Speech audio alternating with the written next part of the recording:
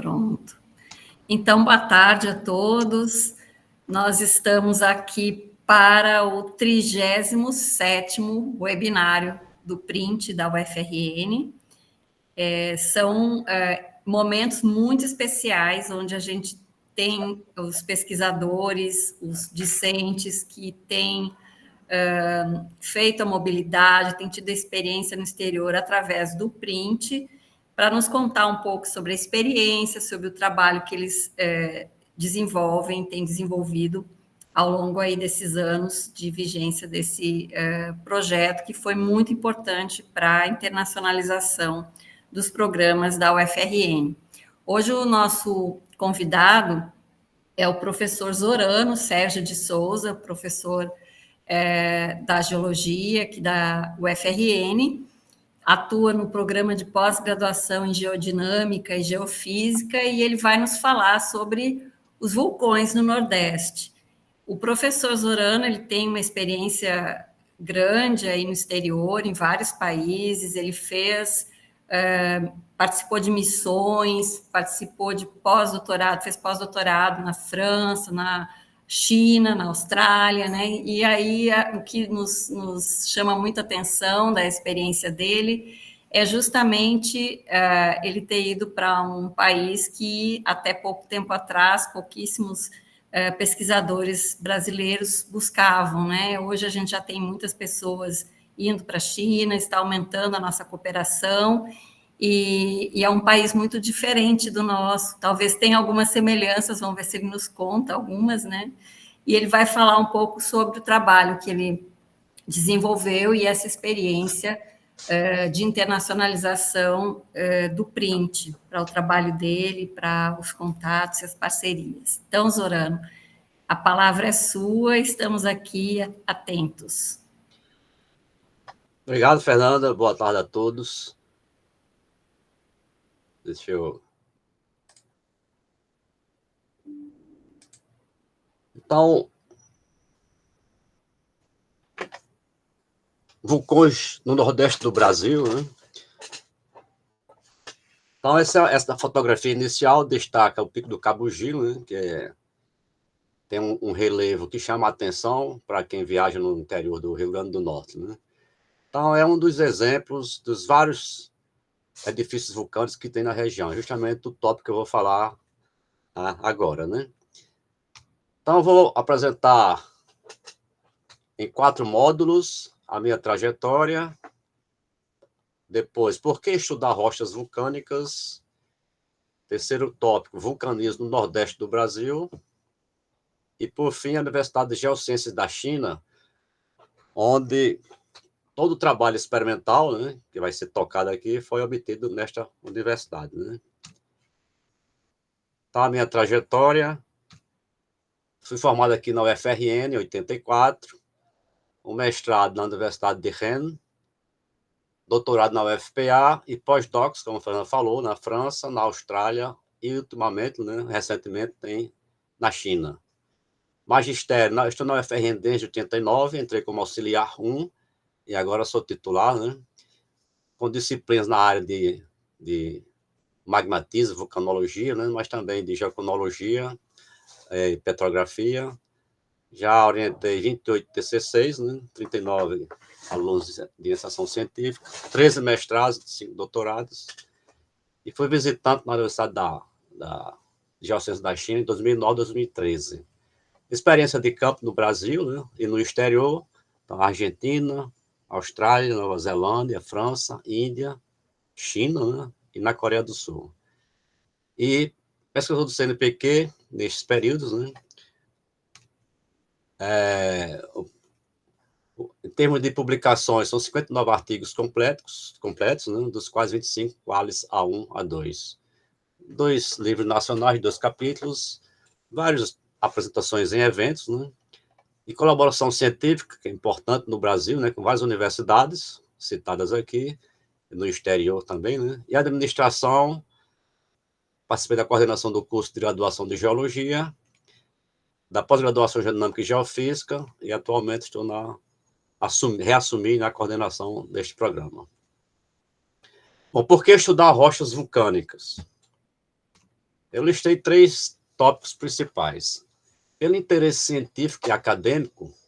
Por quê? Porque um vulcanismo, um evento vulcânico, ele marca algo, um evento magmático, algo que aconteceu no interior da Terra. Então, esse é o aspecto científico. É o tópico que eu e mais as pessoas que colaboraram, as instituições, né, conseguimos adquirir recentemente e vamos apresentar daqui a pouco. O outro tópico é o interesse econômico. Quando você tem um magma, né, que origina rochas vulcânicas, quando ele se coloca na crosta, perto da superfície da Terra, ele traz calor, então ele afeta as rochas do seu entorno. Então, se essas rochas tiverem depósito de hidrocarbonetos, então eles vão ser afetados. Então, tem um interesse muito grande em saber qual o efeito desse magmatismo, né, nesse tipo de rocha. E também se pode usar para rocha como ornamental, né? Alguns tipos de rochas vulcânicas são muito bonitas quando se faz o polimento para ornamental, né? E o interesse histórico, talvez os que se destacam mais, né, que é o vulcanismo como destruidor de cidades, exemplo do Vesúvio, né, no ano 79 depois de Cristo, né?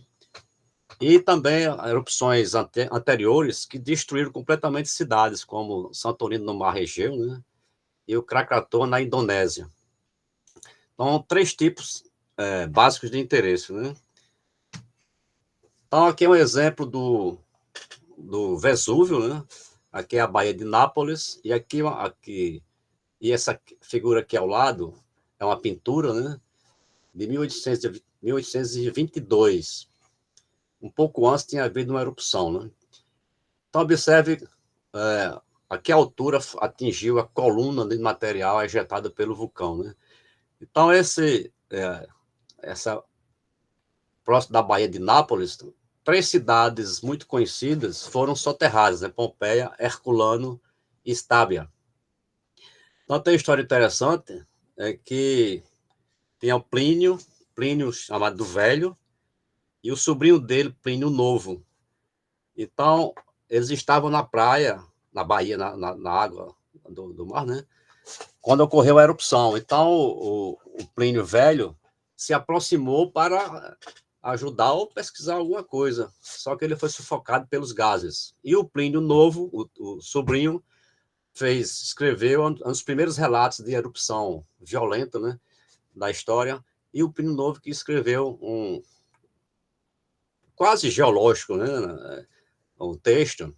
E é por isso que a erupção muito violenta é chamada de erupção pliniana, em função desse detalhe particular, né?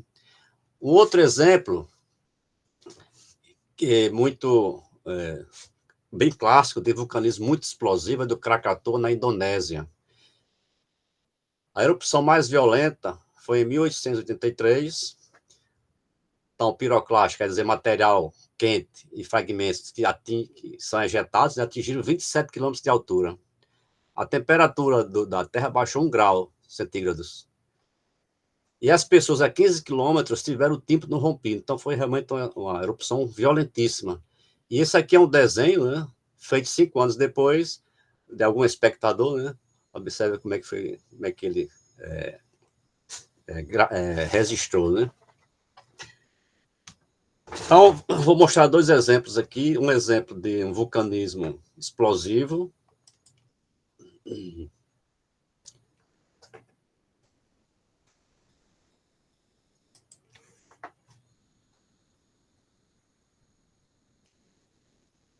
A receita da nossa culinária, primor. É a propaganda. É uma questão de sabor e de primor. Vamos escutar, né? Imagens capturadas por uma câmera de segurança mostraram nesta terça-feira o Monte Anak Krakatoa, na Indonésia, em erupção e expelindo cinzas. Observa a altura que o material, a nuvem, né, de explosiva, atinge.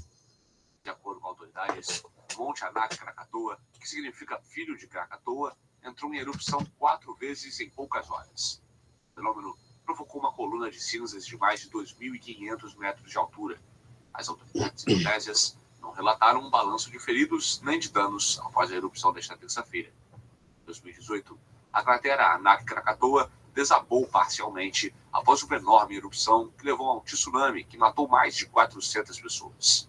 Anak Krakatoa é uma pequena ilha vulcânica que surgiu no oceano meio século depois da erupção mortal do vulcão Krakatoa em 1883, que deixou mais de 35 mil mortos. O monte é um dos 127 vulcões ativos da Indonésia.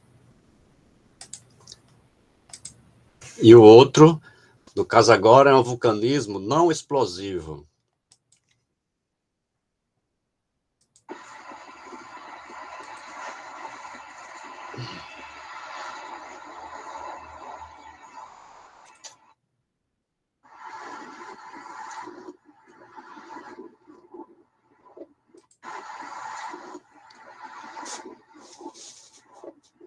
The eruption of Kilauea volcano on Hawaii Island is ongoing and remains confined to the summit caldera. Lava is flowing from vents on the northwest side of the crater, feeding a growing lava lake below. U.S. Geological Survey Hawaiian Volcano Observatory scientists are keeping watch and are capturing some colorful close-ups of the remarkable activity. As of Wednesday afternoon, the lava lake was measured at 636 feet deep and is perched a couple of yards above its edge.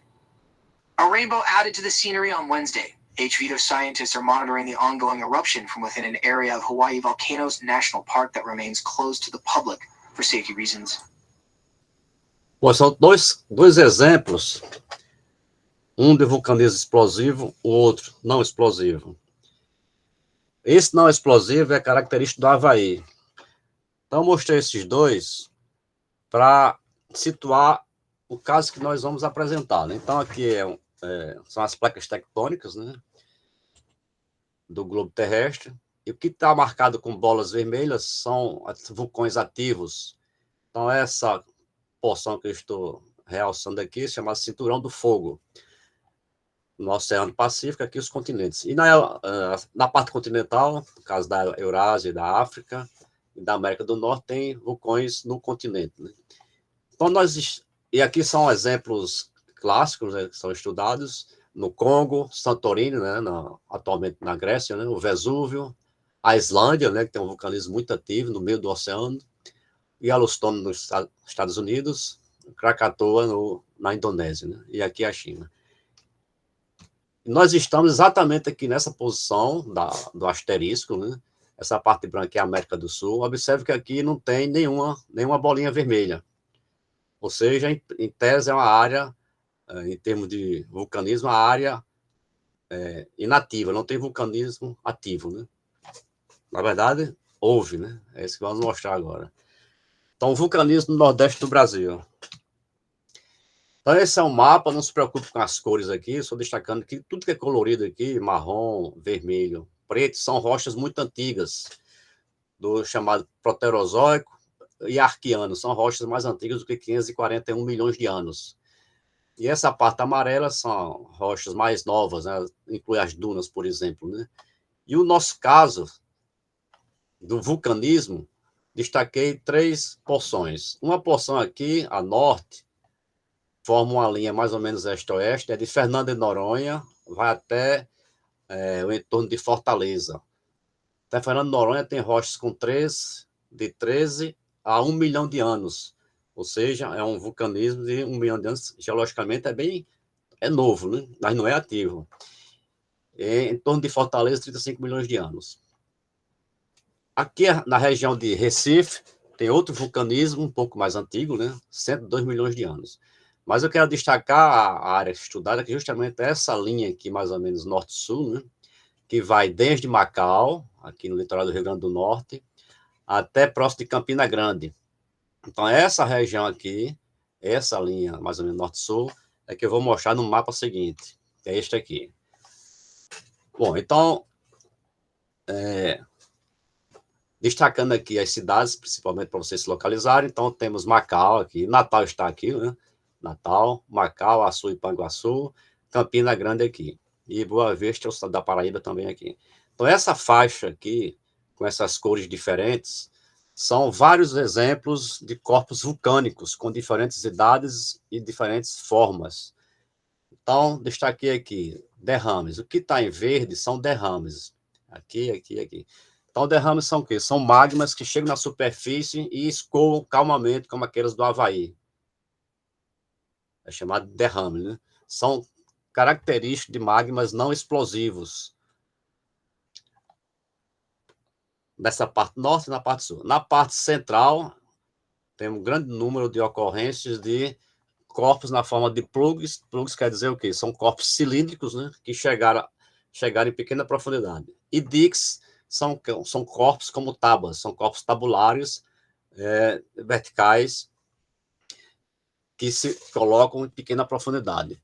Ou seja, nós temos uma região com corpos de diferentes formas e diferentes comportamentos, em termos de um flui na superfície e outros ficam em pequena profundidade. Em todos os casos, são magmas não explosivos, ou seja, ao longo de um tempo geológico relativamente largo, né, 90 a 7 milhões de anos, que é o corpo mais novo, nós tivemos vários eventos vulcânicos nessa faixa, neste retângulo realçado aqui. E essa parte vermelha, na parte oceânica, são os derrames da região de Macau no continente, né? Que esses derrames se estendem para o mar. Então, em profundidade abaixo do nível d'água, né? Na lâmina d'água, existem corpos vulcânicos na parte oceânica também. Então, essa região é a única no Brasil ou na América Latina, na parte continental, que tem um vulcanismo jovem desse tipo. Uma região atualmente estável, né? Mas há alguns milhões de anos atrás era uma região vulcanicamente muito instável, né? Como essas rochas ocorrem? Então, aqui é um exemplo, aspectos de campo, né? Aqui é um exemplo, a região de Macau, aqui é a cidade de Macau, essas partes brancas são os prédios, os edifícios, né? Tem o mar, e essa parte avermelhada são os basaltos, derrames de basalto, alterados. Quando o basalto é não alterado, ele é bem escuro, como essa foto de baixo, mas quando ele está alterado, ele fica avermelhado. Então, quem chegou na região de Macau, já visitou, observa que é como uma planície, ou seja, eram derrames que escoaram, e depois, com a evolução, com o passar do tempo, né, eles foram temperizados ou alterados pelo clima, né? Então, esse é um exemplo de derrames. Aqui é um outro corpo menor, na região de Santana do Matos. Aí já é um corpo, a gente está vendo de cima. Isso aqui, essa forma dele é chamada de disjunção colunar, né? Como se fosse um lápis vertical, né? Então, é um corpo, não é um derrame, é um corpo, é o chamado do plug, né? E o plug clássico, que é de relevo, é o Pico do Cabugi. Então, aqui é o Pico do Cabugi, são rochas vulcânicas, chamadas de basaltos, né? Essa parte mais clara são as rochas que já existiam, as rochas pré-cambrianas. Então, o magma ele se colocou e empurrou, vamos dizer assim, as rochas pré-existentes, formando como se fosse tipo uma ombreira, né? Então, de uma porção do Pico do Cabugi, tem um detalhe aqui, que temos o seguinte, nós temos aqui um basalto, é a rocha vulcânica, e uma rocha chamada de peridotito, que está como uma inclusão do basalto. O peridotito é uma rocha do manto superior. Vou já mostrar a figura. Então, esse peridotito, ele ficou preso no magma quando esse magma basalto vinha de grande profundidade. Então, ele capturou os fragmentos das rochas das vizinhanças e trouxe até o nível de erosão atual. Foi esse material aqui, o peridotito, que nós coletamos amostras, né, para fazer experimentos que eu vou falar um pouco mais na frente, né? Exatamente desse tipo de rocha. Então, naquele caso anterior, foi estudo em escala macroscópica, né? Quer dizer, a escala de amostra de mão, de afloramento, amostra de mão, e agora na escala microscópica. A gente está aprofundando o detalhe, né? Aqui se trabalha todo com imagens obtidas ao microscópio. Então, nesse caso aqui, nós temos dois basaltos. Tem um basalto aqui que está englobado por outro basalto. O que é que quer dizer isso aqui? Quer dizer que você tem um magma já formado, depois vem um outro magma, englobou esse anterior, e assim por diante. Significa, em outras palavras, que existia uma região da crosta, em profundidade na Terra, né, que estava havendo sempre sobrecarga de material magmático ascendendo, né, em direção à superfície. Ou seja, um fenômeno, não foi um fenômeno isolado, ele foi se repetindo ao longo do tempo. Em outros tipos em outras rochas, nós temos aqui cristais grandes, um mineral chamado piroxênio, que envolve cristais menores de outro mineral chamado olivina, e tem outra porção mais fina. Aqui semelhante, aqui também.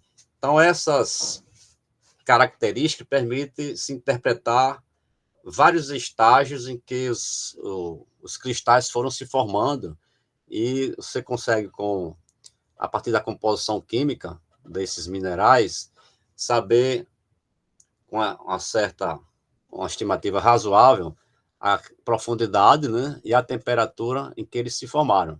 Então, para esses tipos de materiais, são temperaturas de 1.200 graus, 1.100 graus, e profundidades de 5, 10 quilômetros. Isso significa o quê? Que é uma evolução em profundidade, só depois, no último estágio, que esse material pode chegar até a superfície. Então, a gente começa a compreender a evolução em termos da temperatura e pressão, né? Como é que esses magmas se formam? Então, vamos mostrar aqui. Aqui é aqui é o globo terrestre, né? Então, nós temos o núcleo terrestre, núcleo interno e externo, o manto e a crosta. Então, lembrar que nós vivemos na superfície da crosta, é uma casquinha, né? A crosta já é uma casca, né, do globo terrestre, e nós vivemos em cima da casca. Agora, os magmas não vêm da casca, os magmas vêm de maior profundidade. Então, os magmas vêm do chamado manto superior. Não existe nenhum estudo geofísico ou de amostra, né, que os magmas tragam, que indiquem que os magmas vêm de profundidades maiores do que isso aqui.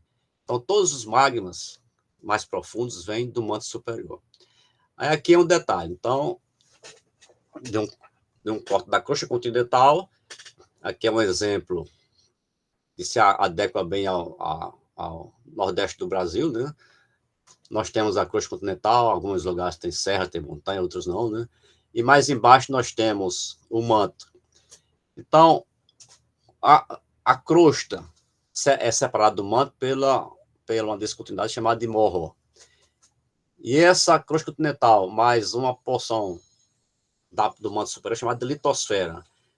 Então, praticamente todos os magmas conhecidos, magmas de profundidades, eles são formados na base da litosfera, até aqui, ou nessa posição aqui. Então, o foco do nosso estudo foi saber, a gente sabia que magmas basálticos vêm de grande profundidade, mas será que seria daqui, daqui ou daqui? Então, nós vamos ver no final que os primeiros dados experimentais nossos mostram que esses magmas vêm dessa profundidade aqui, em torno de 100, 110 quilômetros. Já é uma informação importante, porque não tinha essa estimativa em nenhum trabalho anterior na região, né? Métodos e técnicas de estudo. Então, o trabalho de entender como é que se forma e como é que evoluem os magmas é longo, né? Então, começa com o mapeamento geológico, onde você define os tipos de rochas, os tipos de materiais que vão ser coletados, depois a composição dos minerais e vários métodos analíticos de laboratório, difração de raio-x, espectroscopia Raman, né? Microsonda eletrônica, microscópio eletrônico de varredura, laser ablation, que você tem a composição química de elementos traços, né? E experimentos com pistão cilindro e multi-anvil. Esses dois últimos foram os focos do nosso trabalho apresentado aqui, né? Então, o FRN, CNPq, PRH, o FRN, o UGC é a Universidade de Geociências da China. Observe que ela vai aparecer em vários momentos, né? O NB são diferentes universidades, em diferentes locais a gente também tem dados que vão ser complementares no final, né? E os experimentos, eu vou falar um pouquinho mais depois, que quer dizer pistão cilindro e multi-anvil. Só resumindo, pistão cilindro é um tipo de experimento que você pode fazer a pressões baixas. 3 kbar quer dizer mais ou menos 10 km de profundidade, né? temperaturas até 1.200 graus. O multi-anvil você pode ter profundidades equivalentes a 100 quilômetros, que é justamente o nosso caso, né? Então, você observe que tem uma série de etapas para você chegar a um resultado mais coerente, né? Então, a investigação experimental, totalmente custeada pela Universidade de Geociências da China. Bom, então nós temos a coleta de campo, tem que ser feita no campo, né? Mas de 2 até 14 são etapas de laboratório. Então, essas etapas de 2 a 14 duram, o somatório delas, né, dura entre 15 e 20 dias. Ou seja, para você fazer um experimento, controlando a pressão, a temperatura, preparando a amostra, você dura quase um mês. É um trabalho longo, né? É trabalho que é o tempo de um doutorado, né, se for o caso, né? Então, pulverização da amostra, usando cápsulas de grafita e platina, cubos com carbeto de tungstênio, calibração dos equipamentos, tal. Quench, o quench é você aquece a amostra, vamos dizer, aquecer a amostra a 1.200 graus. Após 24 horas ou 48 horas, você resfria rapidamente. Esse é o chamado de quenching. Ao resfriar rapidamente, você obtém um vidro. Aí você analisa aquele vidro por aqueles vários métodos, né, de fração, Raman, MEV, etc. Aí você tem a composição daquele vidro. Aí você vai assumir que aquele vidro era o magma. E a partir dessa composição você vai interpretar vários aspectos da evolução, né? Depois tirar a amostra, até chegar à integração dos dados. Então, a integração dos dados é uma parte que exige muito do raciocínio mesmo, né? De integrar todos os dados que foram obtidos, comparar com a literatura, escrever. Então, é um processo longo. Então, quem escreve artigos sabe que demora, né? Então, o artigo é justamente o cume, né? O final da integração de várias observações ao longo do trabalho, né? Então, a coleta de campo. Está aqui no Pico do Cabugi, a subida, acho que é a subida norte do Pico do Cabugi. Você tem que se equilibrar sobre os blocos são soltos, você tem o risco de cair, muito grande de cair. Já teve acidentes graves com as pessoas, né? Então, essa é uma das partes, no caso do Cabugi. Agora, tem outros corpos vulcânicos, como esse São João aqui também, que são arrasados, não tem uma diferença de relevo, né? Então, varia de corpo a corpo, né? Aqui é um aspecto de campo de uma rocha analisada. Aqui são fragmentos de rochas, são fragmentadas com martelo ou com marreta, né? Então, essas amostras são levadas para o laboratório para prosseguir nos estudos, né?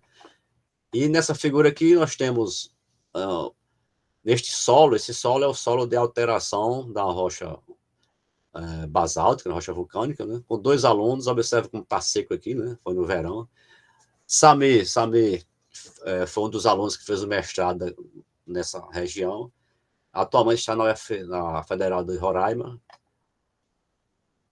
Fez o mestrado e doutorado aqui. E o Atomar fez o mestrado aqui, o doutorado na USP, está como pós-doc, acho que é na USP também.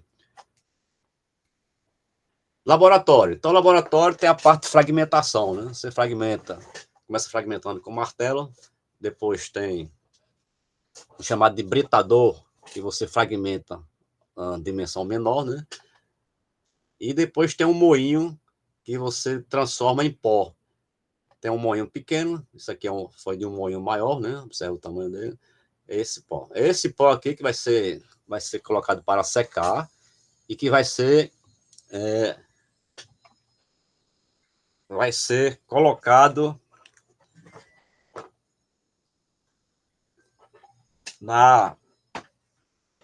nos cilindros de platina e grafita para os experimentos. Então, vai ser essa etapa aqui. Então, aquele pozinho, ele vai ser... São miligramas do pozinho, né? Vai ser colocado numa numa cápsula cilíndrica de grafite, que é esse pretinho aqui, que por sua vez é colocado dentro de uma cápsula de platina. Então são miligramas, né, do material colocado num cilindro, depois no outro.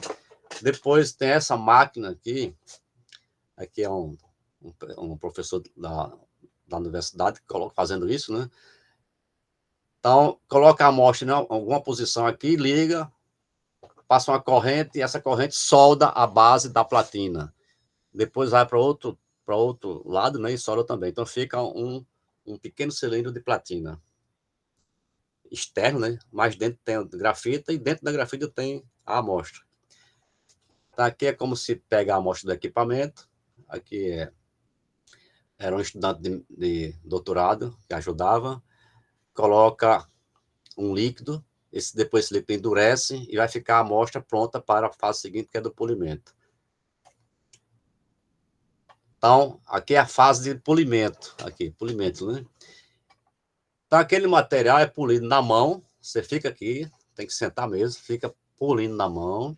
Vai ao microscópio para ver se o polimento está bom. Quando é que ele está bom? Quando não tem nenhum risco. Está bem homogêneo e reflete praticamente toda a luz que incide nele, né? Tem uma luz aqui por trás que vai incidir na amostra. Mas o polimento também pode ser mecânico. Tem um equipamento que você liga, né? Esse disco aqui gira, a amostra está aqui e vai polindo. Então, é um processo bem longo. Às vezes dura 4 horas, 8 horas, um dia, até ficar pronto para quê? Para analisar. Então, análise. Deixa eu voltar aqui. Aqui. Pode utilizar a análise no Raman,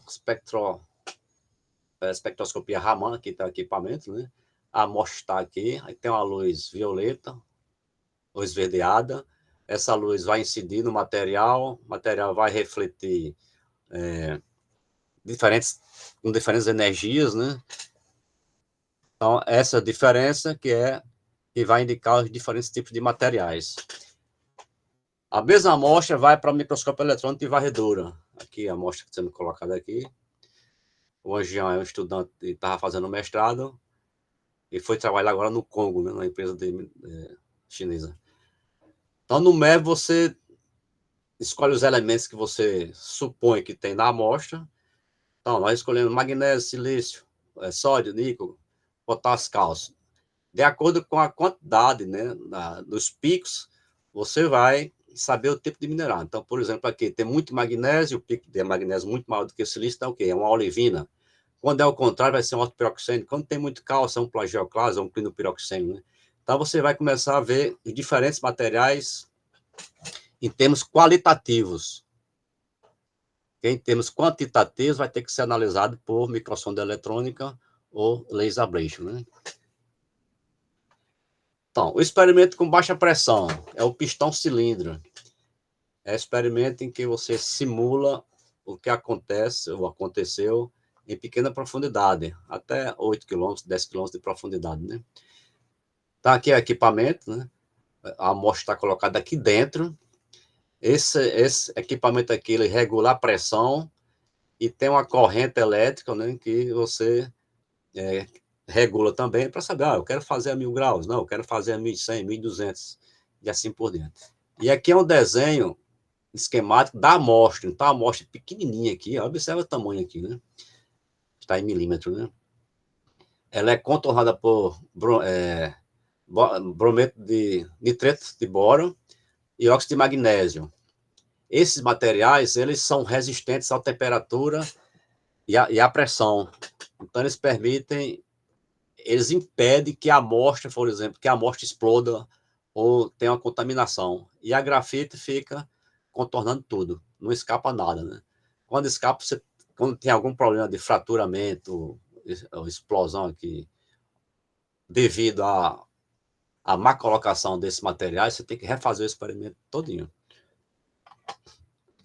Pronto, resultado do experimento com pistão cilindro. Então, aqui são fotografias das amostras naturais. Tem um basalto, tem uma rocha rica em fração areia, que é o siltito, né? Aqui a amostra ao microscópio, aqui também há o microscópio, aqui também há o microscópio. Só que aqui tem um basalto e aqui tem um arenito. E essa parte marrom é um vidro. Quer dizer, teve um processo de alta temperatura que formou o vidro, um processo natural. E essa amostra é natural, né? Foi coletada no campo, né? O que é que nós fizemos?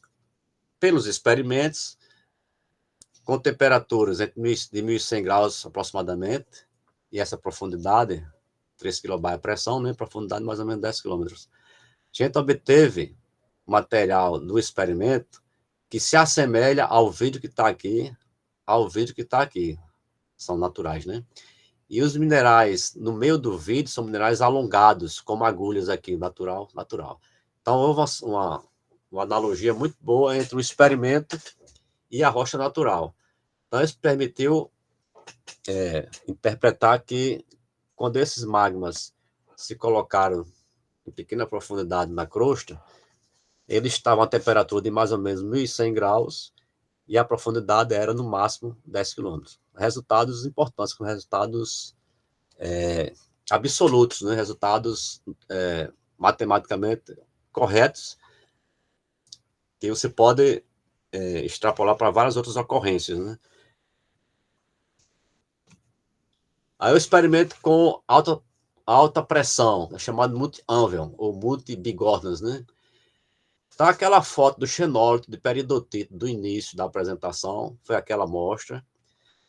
Aquela amostra foi britada, fragmentada, transformada em pó, né? Todo aquele processo de tratamento. E ela foi objeto de experimentos a temperaturas de 1.400 graus, o primeiro experimento, o segundo 1.300 graus, o terceiro 1.200 graus e o quarto 1.100 graus. A profundidade considerada é equivalente a 100 km de profundidade, justamente na base da litosfera, como aquela figura do início, né? Então, isso aqui, no caso do experimento de grande profundidade, já tem uma sistemática um pouco diferente. A montagem da amostra é num octaedro. O octaedro é essa geometria, como se fosse um tetraedro voltado para o outro. Um tetraedro aqui em cima e outro tetraedro voltado para o outro. Está aqui. E essa parte oca é onde se coloca a amostra. É como naquele outro caso, a amostra você vai ter o pozinho da amostra dentro de um cilindro de grafita, que por sua vez está no cilindro de platina. E esse conjunto está nesse octaedro, que é dióxido de magnésio mais zircônia. É um material que resiste à pressão e temperaturas altas, né? E aqui esse bloco montado, esses fios, eles são para, quando montado no equipamento, passar a corrente elétrica é regulado de um modo que você deixa a corrente elétrica provocar uma temperatura naquela que você quer, aquelas de 1.400, 1.300, 1.200, 1.100, etc., né? Então serve para isso. E aqui é o bloco todo montado. Esse material aqui está coberto por outros cubos de carbeto de tungstênio, né? Tá aqui. É esse bloco que vai entrar no equipamento, que eu vou mostrar na figura seguinte. Tá, aqui é um esquema, né, de como está a amostra dentro daquele octaedro.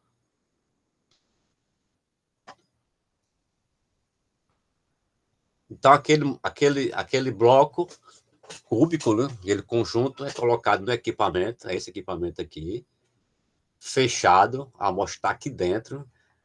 Aqui está na posição que vai começar o experimento. E aqui tem um monitor em que você controla a temperatura. Então, você tem que ficar sempre atento, né? Sempre presente na sala, ouvindo de meia hora, 1 hora, para ver se a temperatura não muda. Então, a temperatura, nesse caso aqui, foi de 1.400 graus. Estava um pouquinho baixa, eu teve que aumentar um pouco para deixar em 1.400 graus. Então, 1.400 graus, mais ou menos constante, e a pressão é equivalente àquela de mais ou menos 100 km, equivalente, né, a 100 km de profundidade. Então, esse experimento aqui, cada experimento deste, a gente deixa a amostra durante 2 dias, 48 horas. Quando chega 48 horas, aí volta para o equipamento, desliga a corrente elétrica, a temperatura cai para a temperatura ambiente. Então, 20 graus, 25 graus se for o verão, ou 0 graus se for o inverno, né? Temperatura ambiente externa, né? E é bem rápido, isso em 30 segundos você chega a zero. Aí forma aquele que se chama de quench, que eu falei no início, né? Então você vai formar um vidro. É esse vidro que vai ser analisado para saber a composição dele. Então aqui é um exemplo. Aquele experimento, nós fizemos experimento com essas temperaturas, né? Todos os casos com 2 dias durante o experimento, para depois o resfriamento rápido. E aqui é um exemplo. Tá aqui, usando o Raman ou o MEV, a gente determinou que essa parte aqui é do mineral olivina. É o mineral do peridotito que não sofreu nenhuma modificação com essas temperaturas do experimento. Mas tem uma partezinha aqui entre os grãos, que é o vidro. Ou seja, a temperatura de 1.100 graus não teve formação de vidro. A temperatura de 1.400 graus teve bastante vidro. E entre 1.300 e 1.200 tem uma quantidade de, não muito grande, mas também não muito pequena de vidro. Então, isso serviu para a gente interpretar que a formação desse magma basáltico, nesse caso específico daquela amostra de peridotito, se deu entre 1.300, entre 1.200 e 1.400 graus Celsius. É a informação precisa, né, em relação ao que se conhecia antes. Quem não tinha nenhuma ideia mais ou menos exata desses valores, né? E a pressão equivalente a profundidade equivalente de 100 quilômetros, né?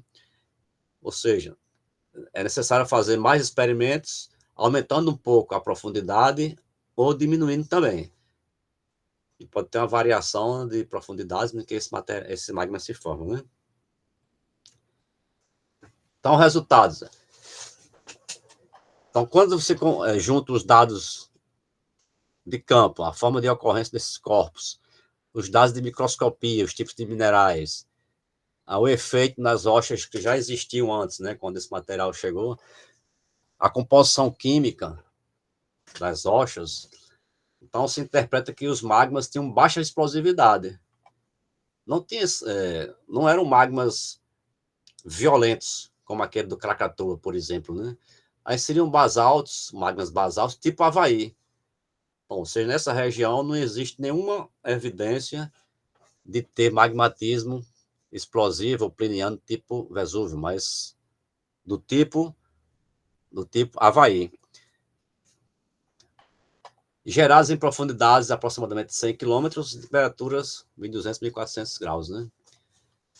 Agora, o que aconteceu é que o magma se forma, e o magma, quando se forma, chega um momento em que ele sai do lugar de formação dele, que adquire um volume razoável, ele sai verticalmente, né? A tendência de todo magma é ascender, é subir em direção à crosta, ou até à superfície, né? Só que nessa subida, excetuando os magmas extremamente rápidos, o normal é o magma subir, aí para em algum momento, em alguma profundidade, sobe de novo e assim vai. Então, em cada momento que ele para, cristaliza minerais. Esse conjunto sobe, em outro momento cristaliza um outro tipo de mineral, e assim por diante. Então, o que nós encontramos é que realmente teve locais com várias posições de cristalização em profundidades diferentes, né? 30 quilômetros, 10 quilômetros, 5 quilômetros, inclusive 0 quilômetros, quer dizer, na superfície, né? Então, aqueles derrames, os primeiros derrames de Macau, ou de Boa Vista, ou Cubatica na Paraíba também, chegaram até a superfície. Outros corpos vulcânicos ficaram em profundidade e assim por diante. Aqueles magmas que eles se alojaram em pequena profundidade e nas rochas em que eles se alojaram tinha algum reservatório de hidrocarboneto, eles foram afetados. Então, tem vários exemplos na região de Jandaíra, aqui no Rio Grande do Norte, né, Pedro Avelino, em que rochas com reservatório de óleo e gás, né, perto das rochas magmáticas, elas são afetadas. Então, o óleo e o gás, eles começam a ficar mais fluidos e vão embora para outros locais, por falhas, por fraturas, né? Então, tem um efeito importante aí, nesse defeito nos contatos, né? Então, os dados estão sendo integrados para publicação de artigos científicos. Os dados em relação aos experimentos, né? E nós já temos trabalhos com dados publicados com dados do efeito termal, que é esse caso aqui. Então, resumindo a evolução desses magmas, considerando os experimentos, então aquela figura do início, né? Nós temos a crosta continental, a discontinuidade de morro, a litosfera, aí tem essa parte do manto superior, depois a astenosfera. A astenosfera é uma camada do manto superior que tem um pouco de material líquido, 1 a 2 a 5%. Então, é uma camada que se comporta como um pouco, vamos dizer assim, mole, entre aspas, né? Enquanto o restante é tudo sólido, 100% sólido. Então, o nosso resultado sugere que a origem dos magmas basálticos que deram origem aos vulcões do RN Paraíba, eles foram gerados a profundidades mais ou menos 100, 120 quilômetros de profundidade, né? Depois esse magma ascendeu,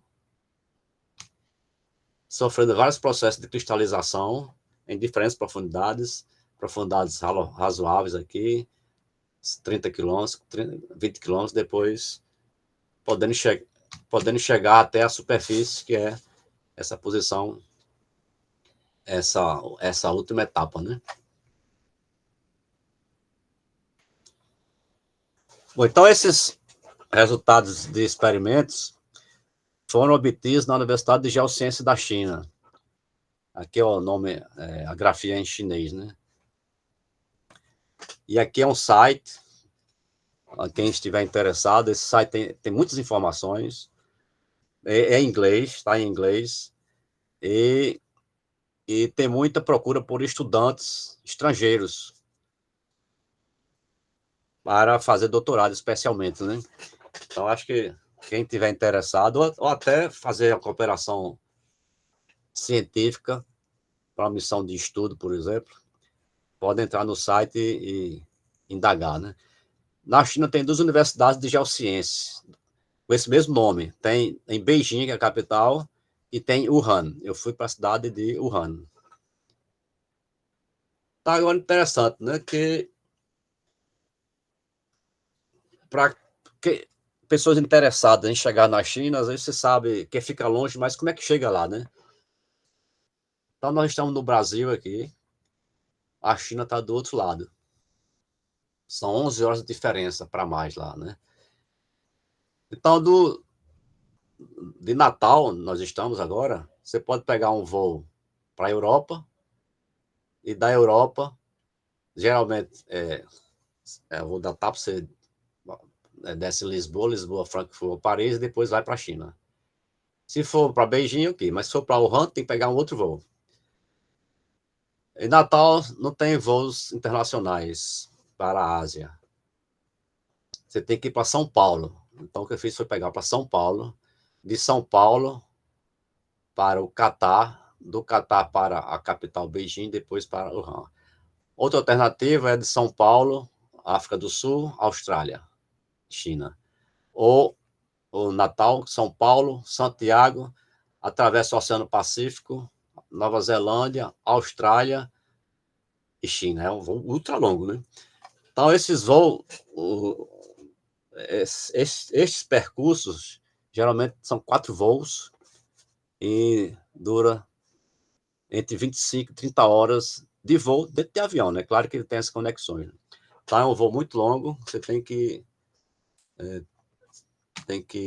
ter muita vontade para aguentar, né? Realmente é cansativo.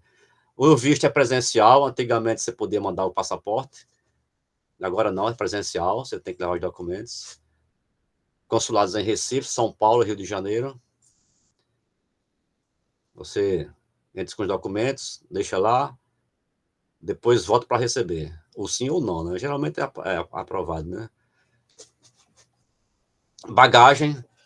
Então, a bagagem tem os raios-x, né? Sempre, eles são muito rígidos, isso aí. Tem que ter cuidado, porque eu peguei um voo para Wuhan, só com uma escala em Beijing, mas só que a companhia aérea disse que eu ia pegar a bagagem em Wuhan. Só que quando chegou em Beijing, cadê a bagagem? Não, a bagagem tem que checar em Beijing e reembarcar. Então tem que ter cuidado nessa parte aí. Comunicação e pagamentos são todos digitais. Praticamente não se mexe com dinheiro vivo, né?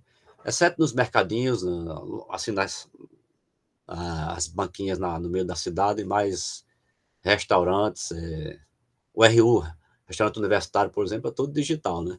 E comunicação, tem o WeChat, que é o equivalente ao WhatsApp, o Baidu, que é o equivalente do Google, e o Alipay, que é o equivalente do Pix, né?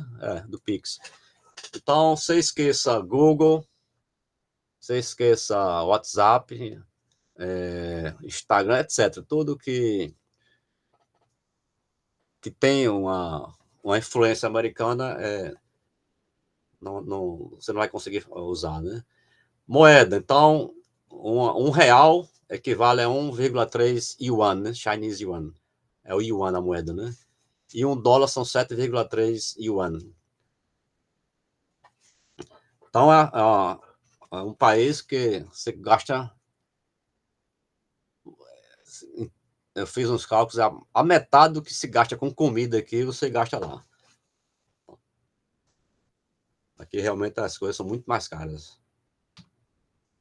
Então, regiões de relevo. Então, a China é um país grande, é o quarto país maior do mundo, o Brasil é o quinto, né? Então, aqui é a China. Aqui está, nessa cor mais rosa, são as províncias, e amarelas são as regiões autônomas, né? Então, eu fui para a província de Hubei. O Han fica aqui, Hubei. Mais ou menos na parte central da China, das províncias. Mas se você for observar a China como um todo, a parte central é por aqui, né? De qualquer maneira, eu fui para essa província aqui, Hubei. E aqui nessa figura, a parte geográfica, né? Então, tem essa parte aqui de relevo mais alto, onde fica o Tibete. Toda a parte mais populosa, de maior número de habitantes, essa parte mais a planície, né? Os três grandes rios, Chun, Yangtze e Huanghe. A Mongólia, a Rússia aqui, Cazaquistão, Afeganistão, Paquistão, Índia, Nepal, Butão, Myanmar, Laos, Vietnã e Tailândia. Por que eu estou dizendo tudo isso? Porque a China é um país, é um centro, né? É uma potência naquela região. Então, tudo que é estudante do entorno da China e também das várias regiões da China vão para as capitais ou as grandes cidades, né? Então, onde eu estava, tinha estudante do Vietnã, do Laos, do Camboja, do Paquistão, do Afeganistão, da Rússia, do Cazaquistão tinha também, e do Brasil, né, cara? Então, é um país polo dessa região aqui, né? Geologia de campo no centro da China. Então, eu tive a chance de participar de etapas de campo, né? Então, aqui é uma região montanhosa, da Bichan, é uma região de montanha no centro da China, né? Observa a névoa aqui do clima, né? Aqui são os tipos de rochas, né? São rochas antigas, né? De bilhões de anos. Aqui o carro de campo e o pessoal conversando, né? Eu bati a foto. E aqui sou eu mesmo, observando tipos diferentes de rocha. Aqui é um basalto, só que é um basalto mais antigo do que os nossos, né? E aqui é outro tipo de rocha, de alta pressão, uma outra região, né? A gente está observando para as diferentes tonalidades e aspectos que indicam diferentes episódios tectônicos, né? E aqui também, nas cidades pequenas, você tem as feirinhas, né? Então, compra frutas, observar a melancia aqui, né? Frutas, maçã, como aqui no sertão, né? Isso no interior da China. Na capital, você praticamente não vê mais isso, né? A Universidade de Geociências da China, em Wuhan, tem um campus central. O campus central é o campus que está, assim, entrelaçado com a cidade. E tem um campus novo, que foi construído há 5 anos, que é chamado New Campus, né? O campus novo da Universidade de Geociências da China. É um campus só para geociências. Aí nesse campus tem geociências, biociências, informática e matemática para geologia, e, se não me engano, química também. Agora, essas fotos aqui são do campus da cidade, o campus antigo, né? Aqui é o portão de entrada. Eles sempre gostam de colocar umas estátuas não, umas imagens de esculturas de animais, né?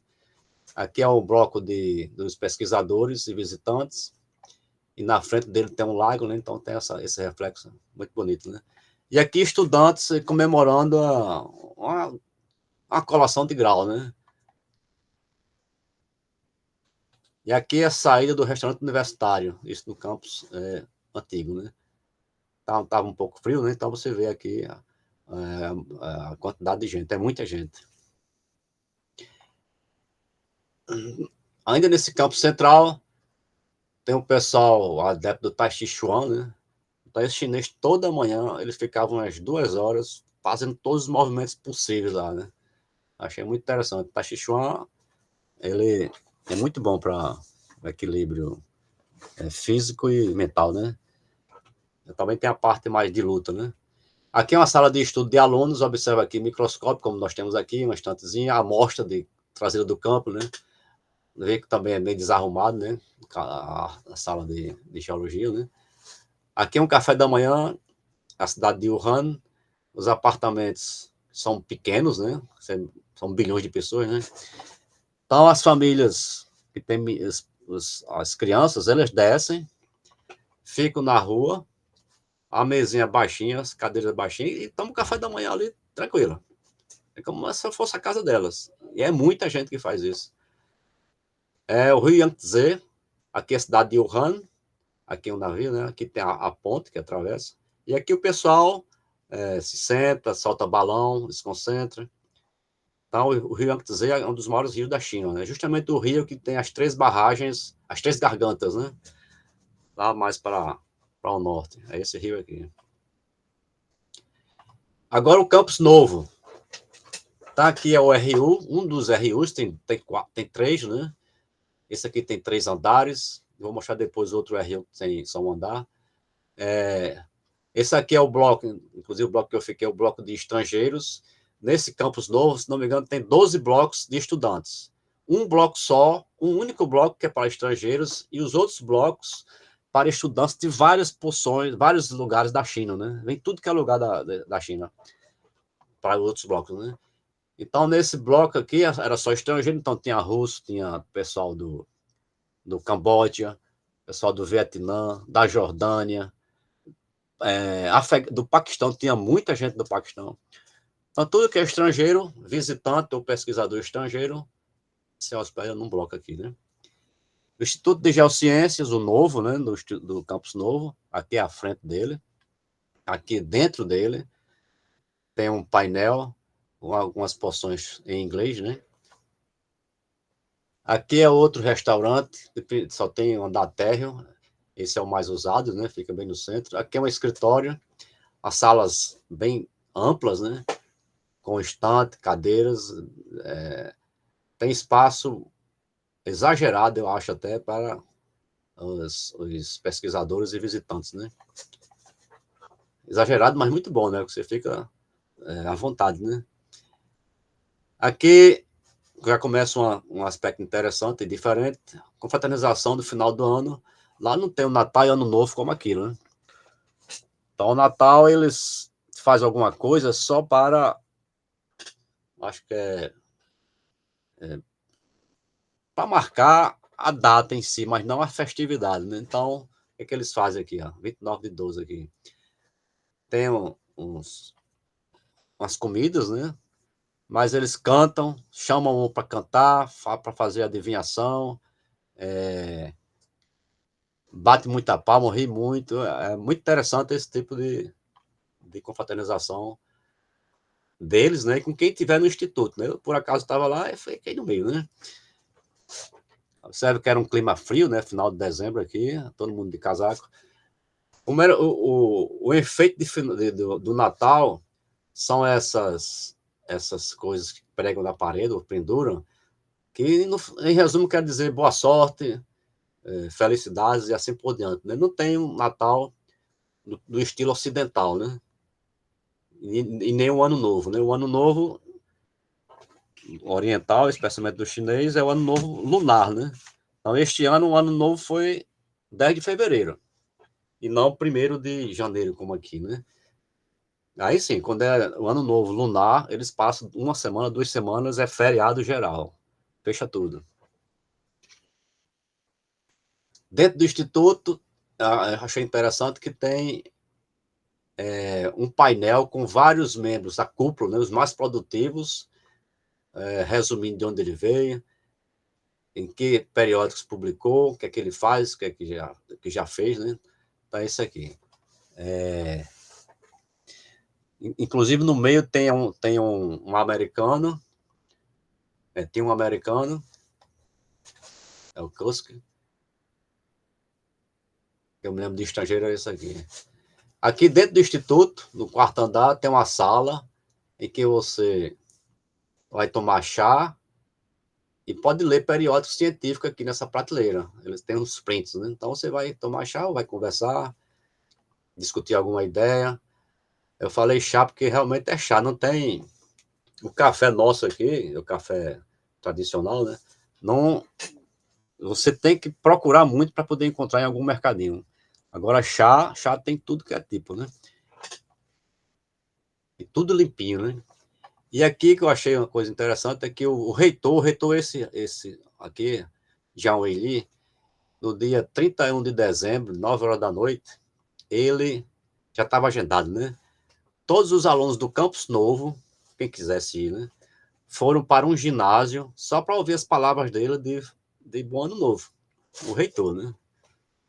E aqui são todos estudantes de vários lugares, né? E aqui a confraternização final, aqui é o reitor, está aqui, e depois tem outros professores, né? Observe aqui, eu coloquei a foto mais para destacar isso aqui. Observe a mesa como ela é redonda, ela gira, sentido anti-horário, ou horário, né? Gira essa mesa ou gira a outra. Então você está com seu prato, os pauzinhos, né? Você tira a sua comida e coloca no prato, como vai outra pessoa lá, vai no mesmo bol lá, tira e coloca no prato dele. E assim você vai mudando os pratos, né? E todo mundo vai experimentando a mesma coisa, quando quiser. Não tem suco, né? Não tem suco, você pode ter água quente, um chá quente, ou, como eles gostam muito, tem uma cachaça, né? Que é forte demais. Pronto. E aqui, duas estações distintas, o verão ou primavera, né? Aqui era mais, aqui é o verão, aqui é primavera. E no inverno desse tipo. Este ano foi quer dizer, o ano passado, foi um ano que nevou. Há muito tempo que não tinha neve, mas chegou a 0 graus. Então você tem que estar preparado para a variação de estações, né? E aqui o café da manhã, no RU, né? Aquele que eu mostrei lá. Aqui também no RU. Aqui já é um outro restaurante na cidade. Então o café, não é o café clássico como aqui, café preto, leite, suco, não tem suco nem café preto, nem tem leite. O leite que tem é leite de soja, mas você se acostuma, né? É até gostoso. Aqui com o casaco tava frio, né? Agora, é quase todo horário, de manhã, tarde, noite, no caso café da manhã, de manhã, né? Você tem arroz com umas verduras e pimenta, isso aqui é uma pimenta. E tem os bolinhos e o leite de soja. É o café do dia a dia lá. E chá, né? Chá tem sempre. E aqui é um café, né? É uma comida com muitos legumes, verduras, quase tudo cozido, né? E carne muito pouca. A carne mais consumida é de carne de porco, depois carne de pato. Eles fazem um preparo interessante, que a carne fica muito macia. Depois frango e depois gado.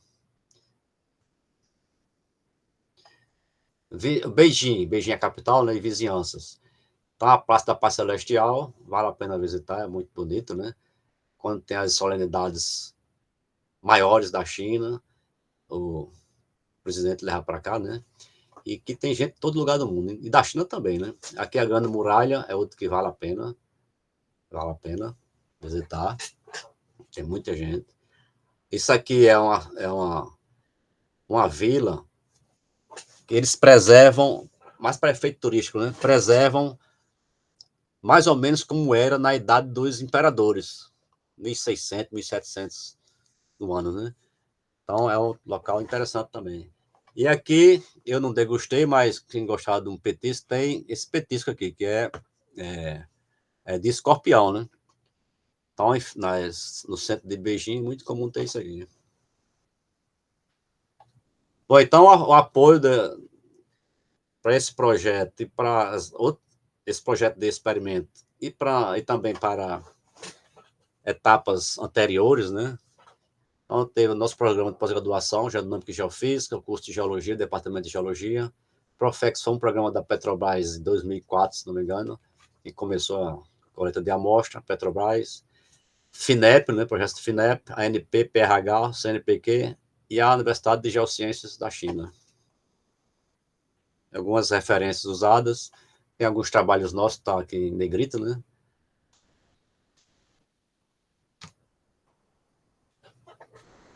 Pronto, Márcia, Fernanda. Muito bem, muito obrigada, Zorano.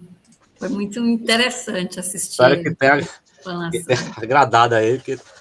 Demais, para que eu que não sou da área, sou bem distante, Até o Rubens tá aí. Achei muito interessante, inclusive a parte metodológica, né, para aprender um pouco como é que vocês trabalham para aquecer a amostra a grandes temperaturas e pressão, então tem que ter toda uma proteção, é interessante mesmo.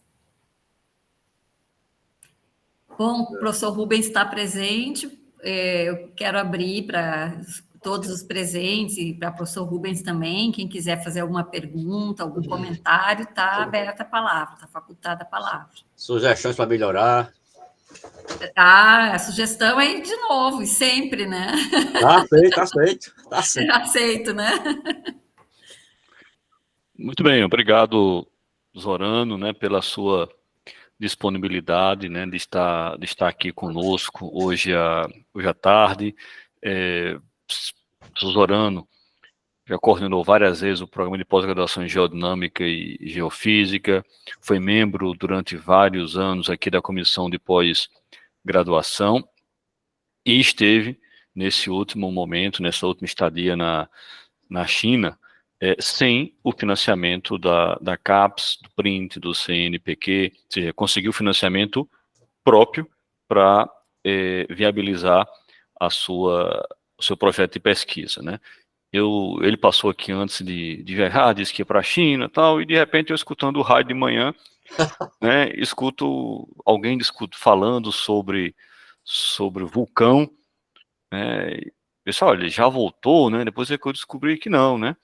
Zorano estava lá na China, dando entrevistas para as rádios potiguares, né, falando um pouquinho do que estava fazendo, né? Ou seja, não esperaram sequer que ele retornasse ao Brasil, às terras potiguares, né, para conversar sobre o seu projeto, né? Foram buscar o professor Zorano lá na China, né?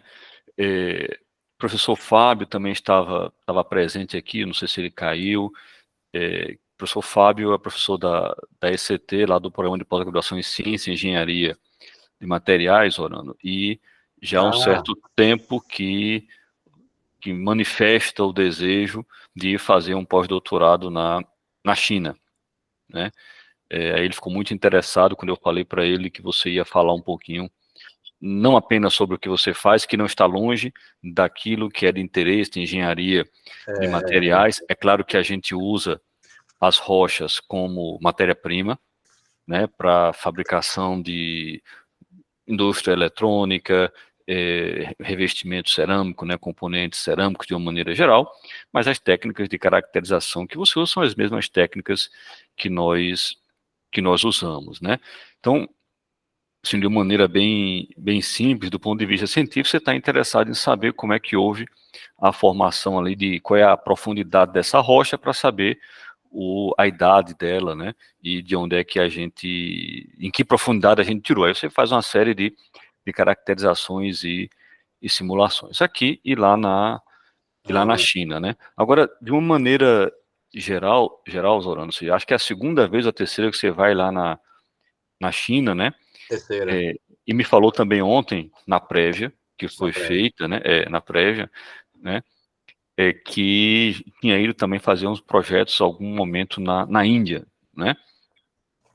Dois países bem diferentes culturalmente daquilo que a gente está acostumado aqui, e destinos científicos ainda não explorados, né? Nós não tivemos durante esses 6 anos de print, e eu não lembro também, mesmo sem financiamento de print, de termos alunos querendo ir para a China, querendo ir para a Índia, ou professores querendo fazer pós-doutorado na Índia e na China, né? A gente busca Estados Unidos, mais recentemente o Canadá, né? E a Europa, nós tínhamos uma busca maior da França e da Alemanha. Eram os 2 países com maior demanda. Depois, o print, a Espanha apareceu como um grande parceiro, né? Talvez tenha sido um dos países que a gente mais mandou bolsistas, tanto alunos como professores, né? E que estamos recebendo também. Agora, entre agosto e outubro, nós vamos receber 25 professores visitantes estrangeiros na UFRN, financiados pelo print, né? Dos diversos programas de pós-graduação. Nós conseguimos atender a 100% da demanda qualificada. Foi um esforço muito grande da UFRN, da PPG, e um esforço muito grande também da CAPES, né, que sempre esteve disponível ao longo de toda a execução do print para fazermos as mudanças, as alterações, os ajustes necessários para que o nosso projeto de internacionalização, o nosso projeto de desenvolvimento científico e tecnológico a partir da formação de recursos humanos de excelência fosse exitoso, né? Então a CAPES não mediu esforços em atender as nossas demandas. Às vezes eu fico até pensando se eu não demandei algo muito corriqueiro, né? Coisas sem a ousadia necessária para receber ou não, mas de fato eu nunca recebi, né? Mesmo sempre quando eu achava que não ia dar certo, a gente conseguiu. Ou seja, então existe um sentimento, né, dos servidores, dos diretores da CAPES, da importância da internacionalização e da necessidade de termos programas flexíveis, né, que se adaptem ao dinamismo da formação acadêmica, ao dinamismo de parcerias, que devem ser de igual para igual. Nós olhamos nos olhos dos nossos parceiros da forma que eles olham nos nossos olhos, a mesma altura, né? Entendendo que temos a somar dos dois lados, que nós sozinhos formamos bem, que eles sozinhos formam bem, desenvolvem uma boa ciência, assim como a gente, mas que se houver uma união, uma parceria, o resultado ele é muito melhor. Nós vamos formar um doutor melhor, com mais profundidade, com mais experiência, com mais maturidade, e vamos avançar, né, um pouco mais no desenvolvimento científico, tecnológico, qualquer que seja a área de formação, né? Então, Zorano, você fez acho que uma excelente apresentação, passando ali do ponto de vista científico e trazendo, né, algumas peculiaridades aí do dia a dia, né, da China, né, que a gente às vezes tem uma imaginação um pouco errada, né, de como é a ciência, daquilo que é desenvolvido, da qualidade e da seriedade. Agora, sendo mais objetivo, né, por que é que, assim, nós não temos no Brasil, eu desconheço, uma universidade dedicada exclusivamente às geociências, né? Nós temos grupos de geociência, de geofísica, nós temos programas de pós-graduação de acordo com a estrutura organizacional de algumas universidades. Nós vamos ter um instituto de geociências ou um centro de geociências, isso muda um pouquinho, mas não uma universidade, né? Qual é o interesse estratégico, né, que no seu entendimento, né? Você acha que passou pela China para ter uma universidade inteira dedicada às geociências e de trazer e financiar os bons pesquisadores, né, de outras regiões para desenvolver temas ali de interesse tanto da China como do Brasil? A Universidade de Geociências da China, ela começou em 1952, na capital, Beijing. Aí, se não me engano, em 75, não me lembro exatamente porquê, aí ela passou para Wuhan. Aí, recentemente, quer dizer, no ano 2000, voltou para Beijing. São duas universidades de geociências da China. Eu acho que é o projeto dos vários governos para explorar os minerais. Então, a China é autossuficiente em quase tudo. E eles investem maciçamente. Então, para perceber, investe maciçamente em equipamentos, os equipamentos mais modernos do mundo, infraestrutura. E eu acho que eles pensam no futuro. Eles não querem depender dos outros países. Então, eles investem para ter o retorno científico refletido no retorno desenvolvimento propriamente dito da China. Eu acho que é isso aí. Está atrelado a um projeto de desenvolvimento do país, né? Estratégico. Então, por exemplo, eu já conheci o chinês, na Austrália. A gente conversando tal, aí eu discutindo com ele sobre umas rochas da região central da China. A gente escreveu o artigo, e esse artigo é um dos mais citados. Tem 350 citações. Aí eu fiquei amigo dele. Aí eles estão sempre conversando com ele. Então, aí os projetos dele, né? Que o governo central, o equivalente ao CNPq, mais ou menos, né? Banca. Pagou tudo. Passagem aérea, hospedagem, alimentação, um computador que quebrou, não deram outro.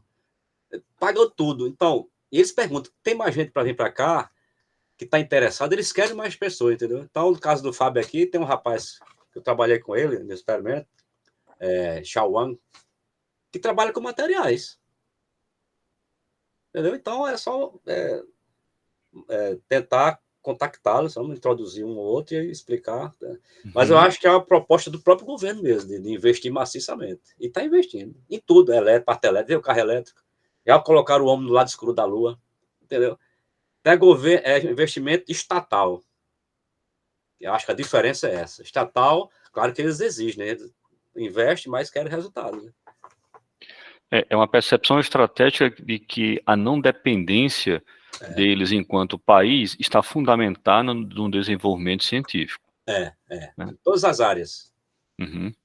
Você vê, o equivalente do Google eles têm, equivalente do nosso Pix, né? Eles têm, equivalente equivalente do quê? Do Pix, é o Alipay. Você paga tudo com o celular. Ah, do Pix, sim. O nosso Pix aqui, né? Sim. Eles têm, é melhor ainda, faz mais coisas ainda, entendeu? Eu acho. Então, eles querem ser independentes. Deixaram de ser colônia, né, alguns anos, e não querem mais voltar a ser colônia de ninguém. Eu acho que é isso. E passa pela ciência, passa pela formação de recursos humanos. Desculpa. Exatamente, eles investem maciçamente na formação básica. Você, por exemplo, não tem universidade privada lá. É rara a universidade privada. Os melhores alunos são nas universidades públicas. Eles têm competição por vaga. Aqueles que não conseguem vaga vão para a privada. Ou então, quando o pai é rico, ela tem rico agora, né? Paga uma universidade privada que as empresas não aceitam, só querem saber daqueles que estudaram na universidade pública. Uhum. Então, lá na universidade pública é de primeira. Sim, Fernanda. Porque você esteve em Wuhan, né, que foi onde teve início a pandemia, né? Dizem. Dizem, sim, mas os primeiros casos foram detectados lá.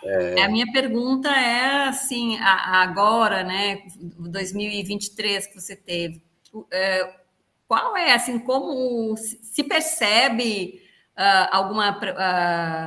alguma mudança, não sei se você teve antes também, né, no comportamento das pessoas, ou uma preocupação, ou como é que isso ficou marcado na população? Agora eu não percebi diferença nenhuma, não tinha ninguém usando máscara. Quem usava máscara era os estrangeiros. Como eu cheguei lá usando, depois deixei de usar também. Então parece que não aconteceu nada. Você teve antes e depois, né, Zorano? Foi, antes e depois, foi. Bem antes e depois. E nenhuma diferença comportamental? Não percebi, não. Agora eu acho que agora está menos poluído. As ruas estão mais limpas. E... Deixa eu ver. Mas ainda continua gente, assim, vendendo coisas nas ruas, né? Mas você vê que é organizado, entendeu? Não, é um pessoal que... assim, você vê que não está sobrevivendo, está vivendo, entendeu? Uhum.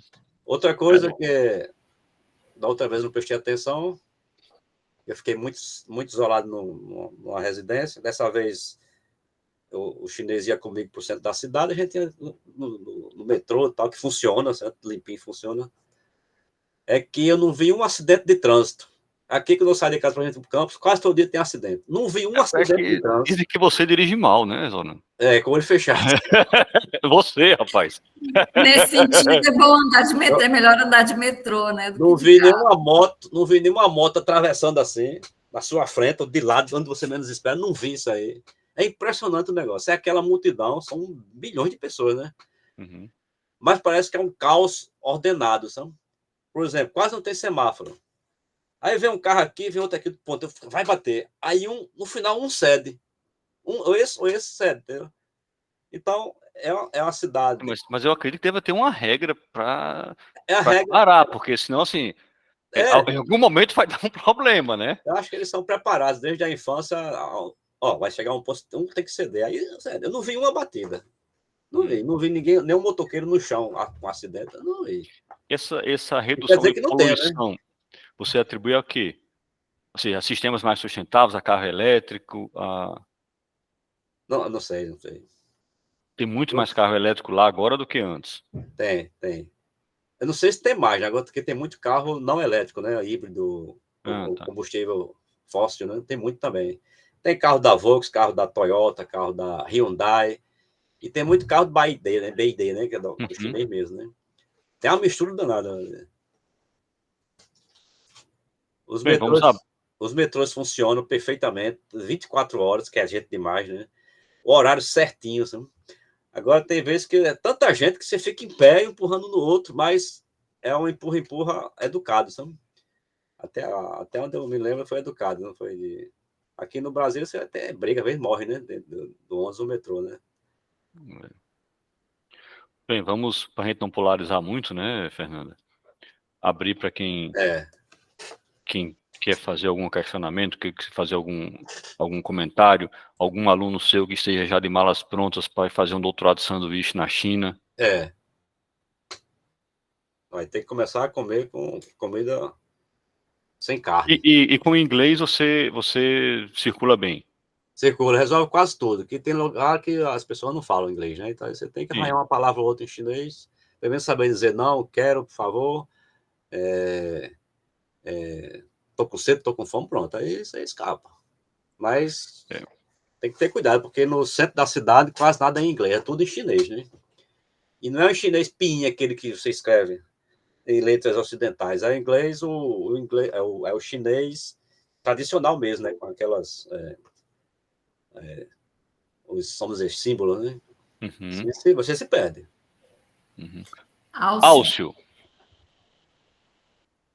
Oi, Álcio. Todos, boa tarde, professor. Parabéns pela exposição. Obrigado, Álcio.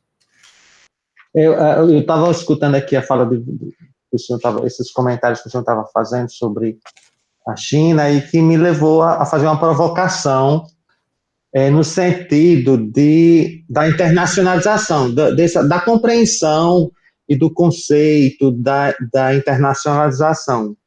Porque alguns estudiosos, sobretudo da área das humanas, eles colocam, como Fávaro, uma perspectiva de internacionalização que se aporta na construção de espaços alicerçados nos princípios da solidariedade, da justiça social, de conhecimento, né? Diferente de uma internacionalização que ela está aportada numa lógica de mercantilização que aproxima a universidade da empresa, um modelo de universidade e um modelo de empresa. Então, considerando esse contexto que o senhor apresentou para a gente, das especificidades da China, sobretudo nesse ponto que o senhor vai falando da educação, então, considerando esses contextos, e considerando também o seu objeto de pesquisa e trazendo para o contexto aqui nosso, do Brasil, quais são os rebatimentos dessas perspectivas de internacionalização? Está mais próximo de uma perspectiva de solidariedade, justiça social e de redes de conhecimento, ou de uma construção mais próxima de uma universidade, empresa?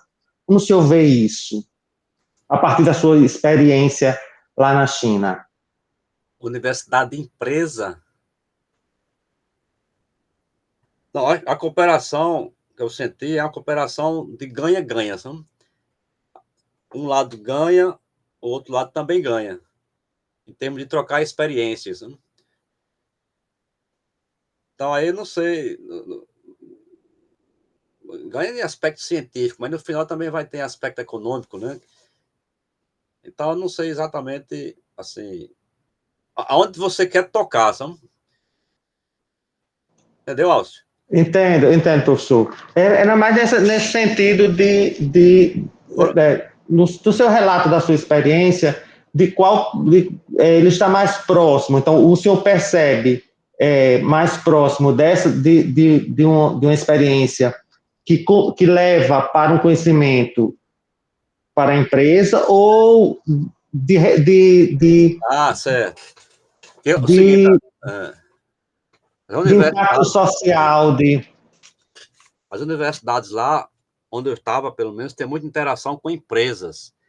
Mas sabe que são empresas estatais, não são empresas privadas, entendeu? Quer dizer, também tem empresas de mineração privadas, mas só que tem um controle do Estado. Então, aí se confunde, né, o interesse estatal e o interesse privado, né? E acho que é bem diferente do que a gente tem aqui no Brasil. A empresa privada é dono de muita coisa e às vezes manda no governo. Lá não manda. Você tem que ter tem que obedecer os objetivos do Estado, né? Estado como governo, entendeu? Então, pessoalmente, no contato, no convívio diário, eu acho o chinês muito colaborador, outra palavra ele tende sempre a ajudar tanto o chinês como o estrangeiro. Então, acho que ele leva esse comportamento para outras áreas do comportamento. Né? Eles são muito solidários, realmente. São muito. Não sei se atender a você, Alcio. Certo, não, professor, atendeu perfeitamente. Obrigado, viu, pelo esclarecimento. Zorano, e a formação? Acho que aqui a gente leva 5 anos, né, para formar um geólogo, e depois mais 4, 5 anos para formar um doutor, né? Às vezes faz mestrado no meio, outras vezes não. A formação do geólogo na China, a formação técnica, ela é muito parecida com a nossa, e a pós-graduação, ou seja, quais são os requisitos para que você tenha um título, né, de doutor? Certo. A graduação lá são 4 anos. A pós-graduação, mestrado, doutorado também, você não tem disciplina. Você tem um projeto, você vai trabalhar naquele projeto. O que precisar de conteúdo, tem seminário, muita gente estrangeira que visita, né? Seminário entre eles, mas não tem disciplina. O que eu achei diferente foi isso aí, não tem disciplina. Você trabalha no projeto, vai escrevendo e vai se testando, entendeu? Essa é uma diferença marcada. Agora a graduação é rapidinho, 4 anos. Modelo mais europeu, né? Eu acho que geologia, o Brasil é um dos que tem um curso mais longo de graduação. 5 anos no mínimo, né? A média, E é necessário? Não, não acho não. Não acho não. Porque o mundo todo, quase ninguém tem 5 anos. E eles também se dão bem, são geólogos, ganham, ensinam. E por que tem aqui 1 ano a mais? Não precisa. Tem muita coisa que não precisa. No Brasil, de graduação em geologia. Não precisa. Tem que ser 4 anos concentrado, né? Bem dado, com condições. do aluno aprender. Aí agora entra outro problema, que às vezes o aluno não quer aprender, ele quer só o título. A gente tem muito isso também, né? Mas eu acho que 5 anos é o mínimo para geologia, né? Agora acho que 5,5 ou 6 é muito tempo. Mestrado às vezes dura 3 anos, é muito tempo. E doutorado, 4 anos, talvez, né? Agora 3 anos acho que seria ideal. Mas é porque a gente fica um ano fazendo disciplina, né? Tem as disciplinas, justamente. Acho que a pós-graduação poderia diminuir as disciplinas. Tirar não, talvez não. Tirar tudo não, mas diminuir sim. Acho que a gente precisa pensar em sistemas mais flexíveis, em que nem todo aluno precisa fazer todo aquele conteúdo, ele já tem. Então, o nosso regulamento interno já prevê algumas coisas nesse sentido. Agora, os colegiados precisam discutir e ter a maturidade necessária de conseguir avaliar em que casos o percurso formativo é mais... Ou seja, qual é o percurso formativo mais adequado para cada caso, né? Às vezes a gente passa mais tempo do que o que deveria fazendo algo desnecessário e deixa de fazer um projeto, se aprofundar em algo mais importante, sabe? Acho Muito que tem bem. um enxugamento aí, né? Muito bem, professor Zorano, né? Muito obrigado aí pela disponibilidade de estar essa tarde aqui conosco, né? Você é sempre muito bem-vindo, né? Sempre atuou muito em prol da formação de recursos humanos, em prol da pós-graduação da Universidade Federal do Rio Grande do Norte. Então, muito obrigado não apenas pela apresentação de hoje, mas pela sua constante disponibilidade e espírito, né, de estar querendo sempre colaborar para que a universidade desempenhe cada vez melhor o seu papel na sociedade, com todos os nossos problemas, mas também com todas as nossas qualidades, e que são muitas, né? Você contribui muito para que a gente continue crescendo na qualidade daquilo que fazemos. E isso não é apenas refletido em uma nota de um programa de pós-graduação, mas no impacto que os nossos alunos fazem na sociedade, na área em que eles estão atuando, no desenvolvimento que eles proporcionam com a ciência, com a tecnologia que desenvolve através do nosso sistema de pós-graduação. Ok, Só obrigado. faltou você trazer um chocolatezinho chinês, não foi, ó? Não tem. Tem não. As meninas estavam cobrando aqui, ó. Zorano nunca trouxe um chocolate chinês aqui, né? Tem não. Obrigado, Rubens. Obrigado, Fernanda, a todos que assistiram. Esse webinar, eu não sabia que tinha, o Rubens que me falou. Eu achei interessante para apresentar. E às vezes você sai, faz um trabalho de longa duração fora, mas fica só com você, né? Então achei interessante divulgar e ver comentários ou sugestões para melhorar de outras pessoas. Eu acho que é interessante, muito interessante esse webinário, com todas as áreas, né? Todas as áreas da ciência, né? No caso, né? Então, eu que agradeço também pela... Vou conversar com a professora Nan, que é da escola de música, que é chinesa, e que até pouco tempo atrás ela era nossa. Acho que ela ainda é, mas acho que vai sair a nossa secretária adjunta de Relações Internacionais, que desenvolveu um papel muito importante, né, de ligar a gente, unir a gente com a China, para ver se a gente consegue ampliar um pouquinho isso aí para as áreas de engenharia, de ciências exatas, né? Certo. E aí a gente vai contactá-lo também para ver como é que o que é que a gente pode fazer para que os nossos alunos tenham mais interesse em ir para a China, né? E que a gente receba mais vezes aqui delegações, alunos chineses para passar uma temporada, mesmo seja curta, aqui conosco. Essa é uma boa. Na primeira vez que eu fui para a China, quando eu voltei, aí o atual reitor lá, né, disse, se tiver aluno bom, que fala inglês bom, eu digo, tá certo. Aí eu tenho um aluno aqui, isso em 2009, 2010, eu falei com ele, ele se interessou, digo, tava começando a preparar, o cara desistiu. Aí, então, pô, se tiver um projeto institucional é diferente, sabe? E não só cooperação pessoal, né? Acho que pode ir para frente.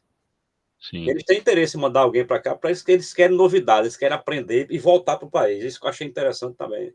O governo chinês investe maciçamente para Londres, para a Austrália, para a Europa, para os Estados Unidos, adquirir a tecnologia, voltar e trabalhar para o país. É por isso que eles estão na frente de tudo que é área, praticamente, hoje. Porque equipamentos novos, eles pegam equipamentos de outros, aprendem a tecnologia do equipamento e melhoram o equipamento.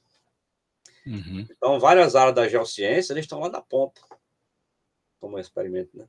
Pois eu acho que vale a pena tentar uma interação, uma proposta de projeto para aumentar essa cooperação.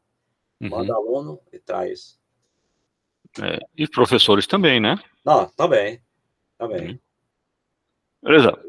Muito obrigado, Zorano. Até a próxima. Um abraço, tchau. Tchau.